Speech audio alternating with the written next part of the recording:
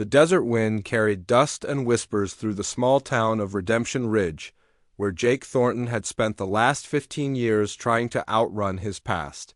Once a champion rodeo rider, Jake now worked odd jobs on failing ranches. The accident that had claimed his younger brother's life during a storm roundup had left Jake convinced he was cursed, that everything he touched turned to ash and regret. On a scorching Tuesday morning, Jake walked past the old feed store where a cardboard box sat in the shade. Most folks had learned to cross the street when they saw that box. Inside was a puppy that had already bitten 3 people, a scraggly German shepherd mix with wild eyes and bared teeth. The store owner, Mrs. Chun, had found him abandoned near the highway, half-starved and feral. Now think about this for a moment. What would you do if you saw an animal everyone called dangerous? Would you walk away like everyone else, or would you see something different? Jake saw those terrified eyes, and something shifted deep in his chest. He dropped a quarter into Mrs. Chen's palm without a word. She tried to warn him, tried to tell him about the bites and the snarling, but Jake just knelt beside the box. The puppy lunged, teeth snapping at air, but Jake didn't flinch. He had been that frightened creature once, lashing out at a world that seemed determined to hurt him. He wrapped the puppy in his old denim jacket, ignoring the growls and the struggling, and carried him home to his one-room cabin at the edge of town. The first week was war. The puppy, whom Jake named Redemption, destroyed 2 pairs of boots, shredded a blanket, and drew blood from Jake's forearm.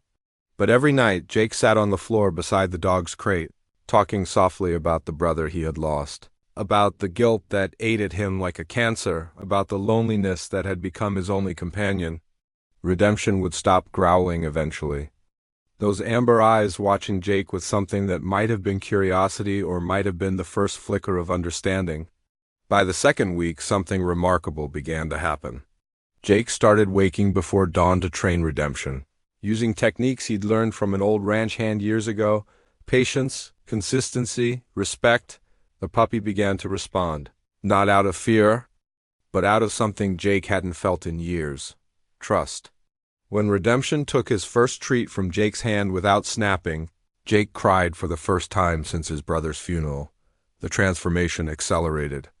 Redemption grew rapidly, his coat filling out into a magnificent silver and black, his frame becoming powerful and graceful.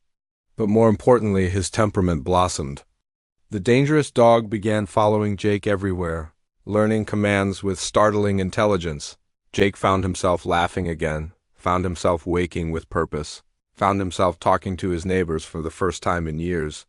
3 months after that 25-cent purchase, everything changed on a Friday afternoon that started like any other. The elementary school sat at the far end of town, and 7-year-old Emma Rodriguez had wandered away from the playground, chasing a butterfly toward the ravine where spring floods had left the ground unstable and treacherous. Her teacher's screams brought people running. Jake and Redemption had been walking past when they heard the commotion. Without hesitation, Redemption bolted toward the ravine, Jake sprinting behind him. The dog assessed the situation instantly, his training and instincts merging into pure action. While adults froze in panic, Redemption crawled on his belly to the ravine's edge. Jake threw himself flat, reaching for Emma's hand, and together, man and dog pulled the little girl to safety. Just as the ledge collapsed completely, the town erupted.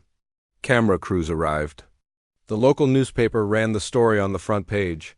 Dangerous dog becomes hero. But Jake stood apart from the celebration, his hand resting on Redemption's head, understanding something profound. The dog had never been dangerous. He had been afraid, abandoned, treated as a threat until he became one. All he had needed was someone to see past the fear to the potential beneath. Emma's mother approached Jake with tears streaming down her face, thanking him over and over. But Jake shook his head gently. He explained that Redemption deserved credit, that sometimes the things we fear most, the ones we label as broken or dangerous, are simply waiting for someone to believe in them. As he spoke, he realized he was talking about himself as much as the dog. That night, sitting on his porch with Redemption's head resting on his lap, Jake finally made peace with his past. He had saved this dog, yes, but Redemption had saved him first. Saved him from isolation, from self-hatred, from a life of endless regret.